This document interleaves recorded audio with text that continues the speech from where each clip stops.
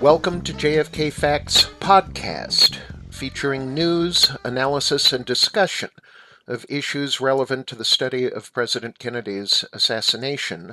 My name is Alan Dale. It's my pleasure to introduce the founder and editor of JFK Facts, Jefferson Morley. Hi, Alan. Hi there. Where were we? Well, we resume our conversation after a long hiatus. Yes, hiatus. That's a good word. The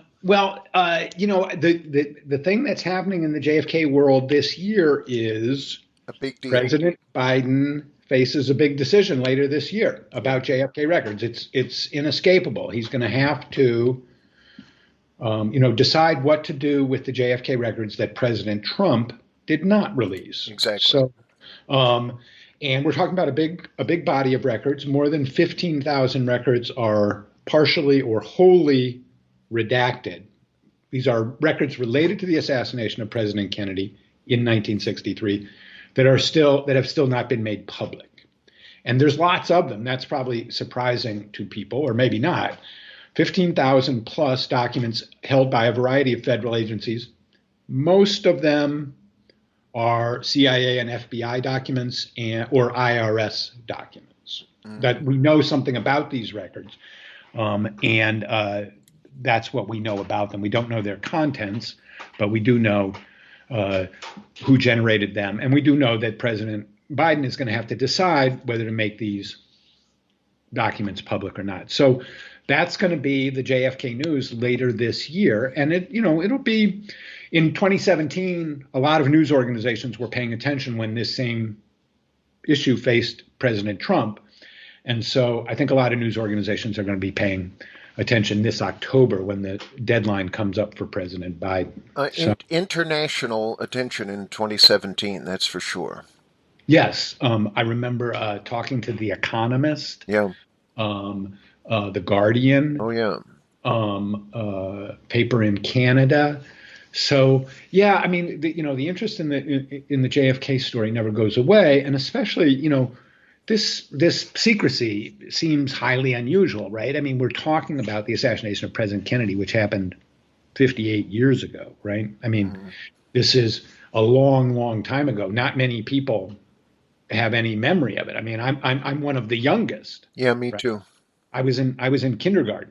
Yeah. And I didn't really know what a president was, but I recall, people being upset and being around the TV. And it's one of my earliest memories. And so here it is, and the government is still keeping secrets about it. So that's kind of amazing and noteworthy in and of itself. Yeah, it had a profound impact on generations of people around the world in a way that was unique up until the death of Princess Diana, where for the second time on a global scale, a lot of children saw their parents cry for the first time in their lives. It made a hell of an impact.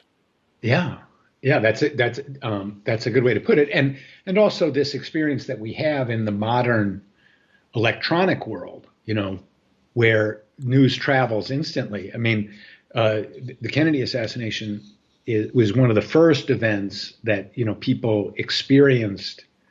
In real time, everybody had the same experience within, 24 hours. Yes, yeah. It was...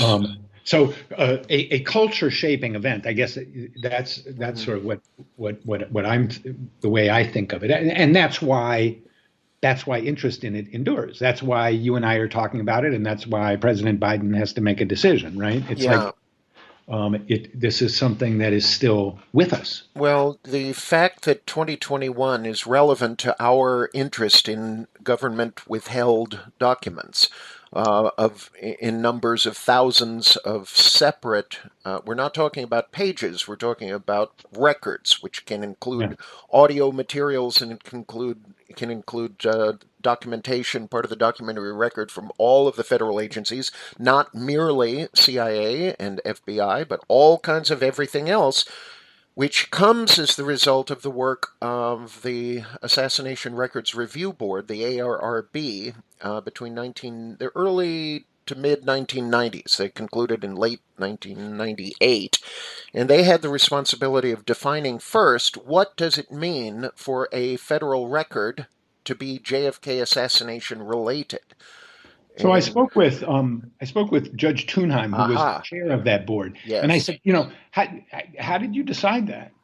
And he said, well, we proceeded on sort of a common sense definition of, if you read this thing, was it somehow part of a conversation that you might have about the assassination of President Kennedy? And so rather than try and work out some, rigid definition, he said, we'll just take, each case as it comes. And so as a result of that, I think that was a good idea, because there's no way to define an assassination-related record in a technical, strict sense. And what they did, so they included a lot of material about Vietnam. Well, you say, well, what did Vietnam have to do with the assassination? Well, I mean, it was the context in which President Kennedy lived and died, and so it's important understanding the context of the event and why it happened. And so this collection that we now have since the 1990s is not just valuable for understanding the assassination of President Kennedy, but also for understanding American power, the American empire, American foreign policy at that time. There's not really, we have more, a clearer understanding of what the secret side of government was doing at that time than in almost any other period in American history, because of the attention that has fastened on to the Kennedy assassination.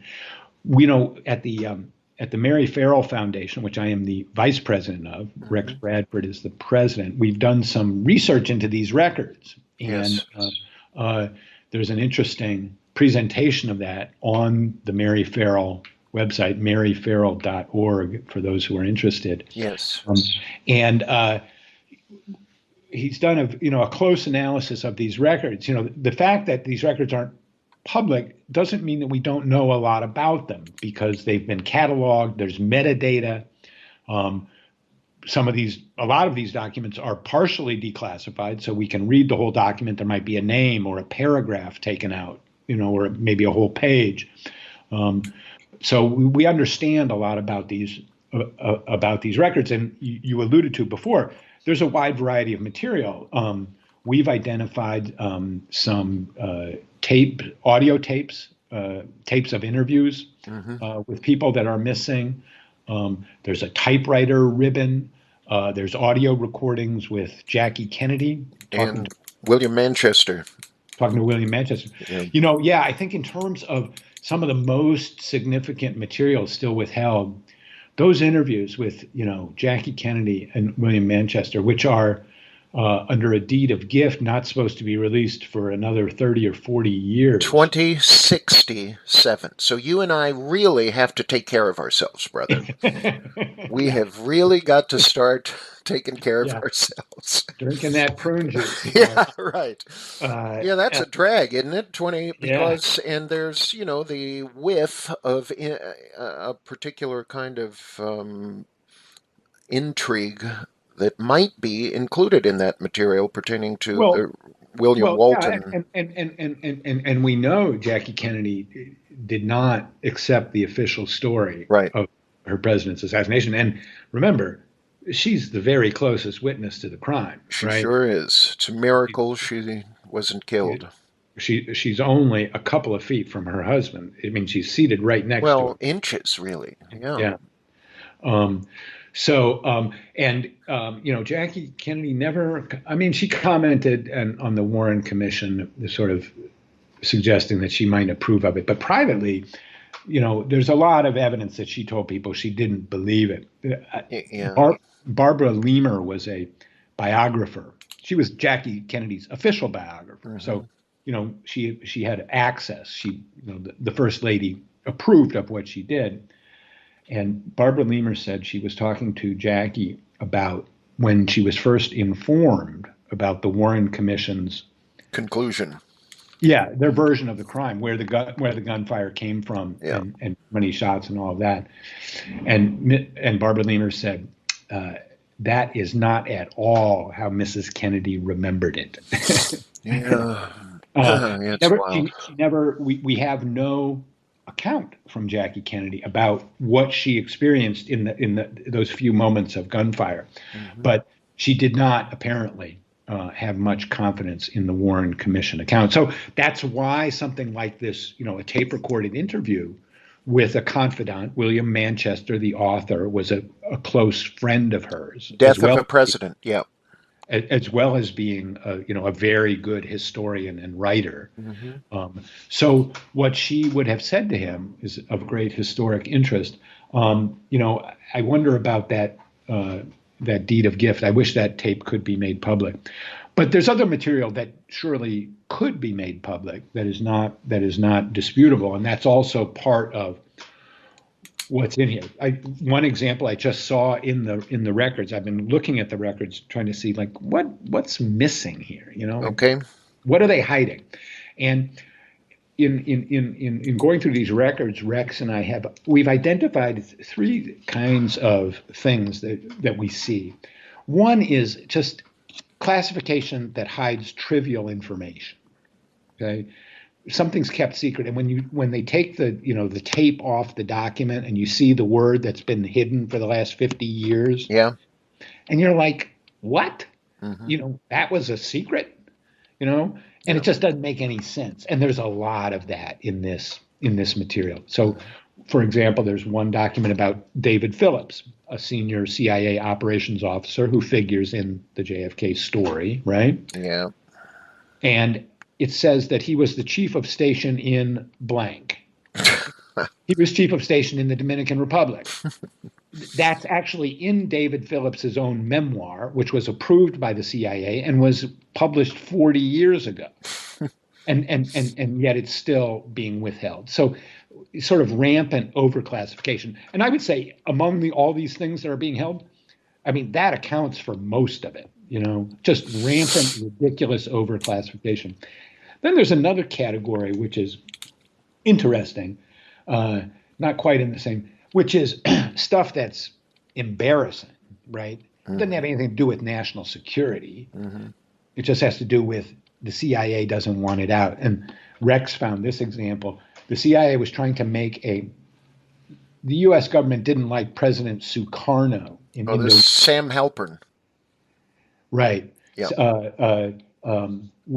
Because Sukarno was he didn't want to choose between the Soviet Union and the United States. He's the head of state of Indonesia for many years. Right. Yeah. But he was this kind of independent leader. So they wanted to smear him. So the CIA, knowing that the president had a great appetite for women, made a fake porno film. Oh, for God's sake, I didn't know And, about that. yeah, and in Sam Halpern's deposition, they were cross-examined about this, and all the details are cut out. I mean, we know the broad outlines of the story.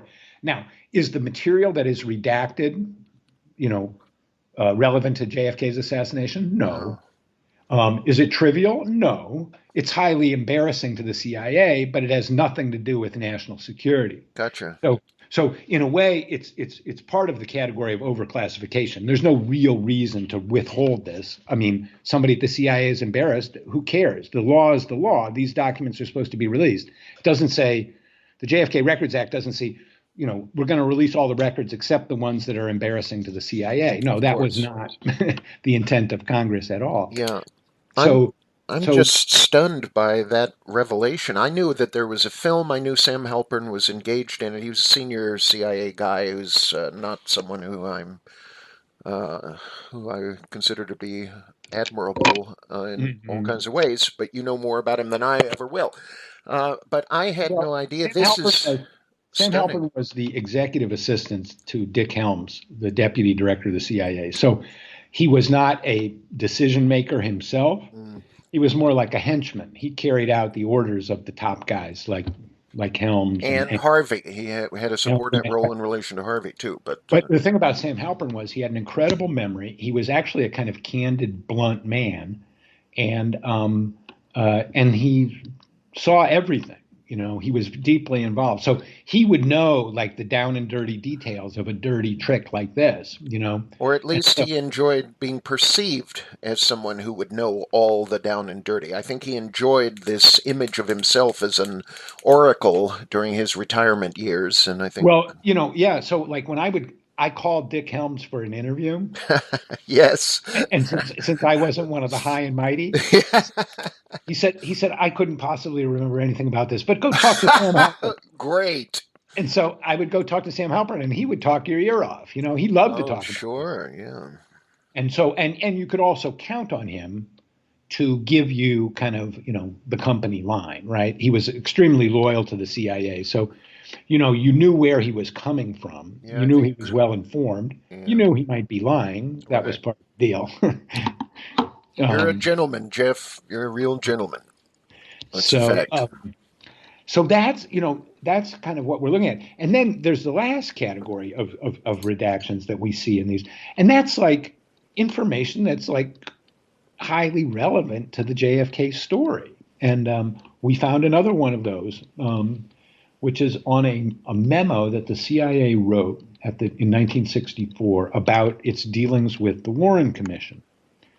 And in this memo, the CIA was trying to finesse the fact that they had not told the Warren Commission how much the CIA knew about Oswald before the assassination. The Warren Commission was originally told, we know nothing about him, and we only had about 5 documents on him. Which were routine. Right. Routine documents. Well, the Warren Commission, as they began to investigate and talk to other agencies, they learned, there were all these CIA communications going around the government at the time of Kennedy's assassination. And they went back and asked, and they said, we want to see X, Y, and Z. And so in March of 1964, 10 weeks after the assassination, the CIA finally admits, oh, no, we didn't have 5 documents about Mr. Oswald. We had 42. And so it kind of made a hash of the CIA's claims to the Warren Commission that we didn't really know that much about this guy. And our information was very minimal. Gotcha. It wasn't very minimal at all. So on this document, which has been released before, there's the name of the guy, Lee Wygren, who was a counterintelligence officer. And then there's a line that's deleted, that's still redacted 58 years later. And that line, if you know how CIA documents are composed, that line is typically identifies your job position or location, yeah. And your location and your component, right. which office within the CIA do you work? Yeah. So that Lee Wygren, like what was his job and who was he working for in 1964? That's still redacted. Well, JFK researchers like myself say, well, so it took them 10 weeks to tell the Warren Commission, oh, we actually knew a lot about this guy, right? And so, they were slow walking the investigation, right? They're like, and so who was slow walking the investigation? Which office in the CIA was doing that, Well, that's exactly the kind of question that the JFK Records Act was supposed to answer, right? And yet there it is. It's still secret. Now, is that the key to the assassination? Probably not. But it could be highly relevant. It might be trivial, but it could be highly relevant. The point is that's why we have the law, so that we can say we don't have to speculate, right? The whole point of the law was to have transparency, not speculation. And yet, because of this continuing secrecy, we still have to speculate. And to go back to the very beginning, this is the conundrum that President Biden and the CIA and the FBI will face later this year is, are they going to quit the crap and release all this stuff as the law says very clearly? Or are they going to keep playing games and keep creating suspicion and speculation and uncertainty?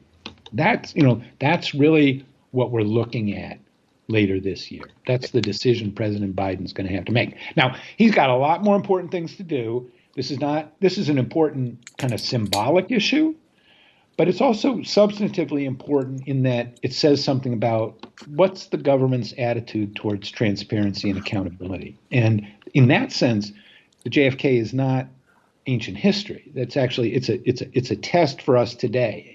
How accountable is our government? How responsive is it? How transparent is it? And here's a highly symbolic, but, it's a very important event in American history. What are we going to do? Couldn't agree more. Is it not always is it not always a case of us doing the best we can, gradually earning the progress that is earned, demystifying the complexities of the past, which help us to demystify the complexities of the present? Yes. Yes. So, I don't know what Biden's going to do. I mean, President Trump tweeted 4 years ago, all the JFK records have been released ahead of schedule. Uh-huh.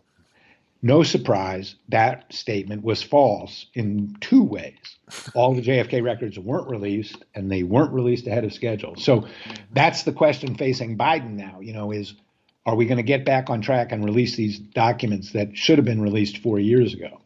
I really don't know the answer. The inclination of the CIA is certainly to keep secrets and to obfuscate. And I, expect that. But I think that if people call attention to this and talk about it, and talk to their, representatives, they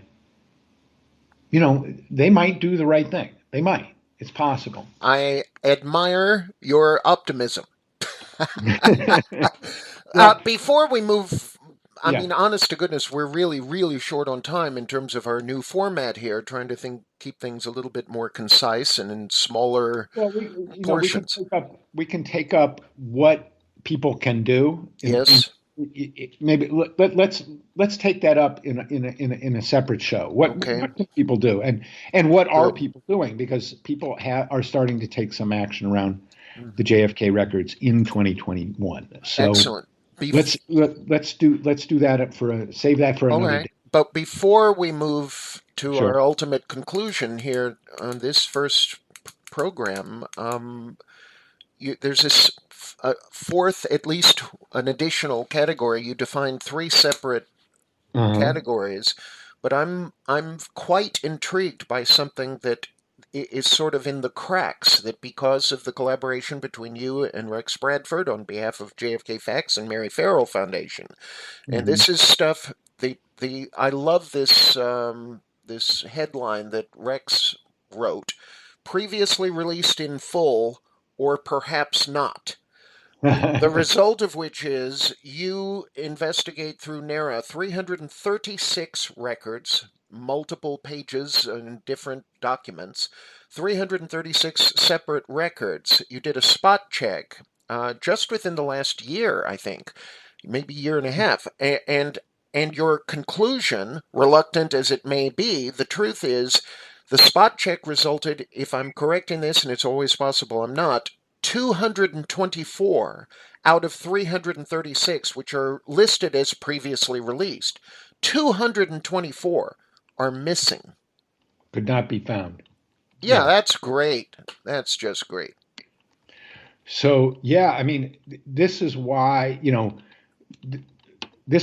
trying to really get a good close read. And people can, if people are interested, the presentation of the analysis of the outstanding JFK records is on maryfarrell.org.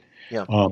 And the JFK records collection is screwed up. And when they say things have been released, if you go and look, you actually can't put your hands on them. So our history is inaccessible in that way. I think that we want the National Archives to do a good job, and they're a small federal agency, confronting mammoth federal agencies, and they have a very difficult position, but they've got to do better than they're doing. The JFK records are the most popular collection in the National Archives. That is, it attracts the most researchers, historians, graduate students, interested people, more than any other collection in the National Archives. So this matters to people, and they need to get these records right, which I will say in conclusion depends on President Biden Well, I'm grateful to you for allowing us to pick up where we left off. There's been a very busy interregnum Yeah. between where we stopped in April of 2017 and where we are today in March of 2021, for God's sake. But I'm grateful to you for allowing us to do this. I think it's worthwhile. And on our behalf, I'd like to thank those who are listening. We invite you to join us at jfkfacts.org, where you will find updates on JFK related news with the goal of dispelling confusion and establishing an accurate historical record of the JFK story. Thank you for being with us.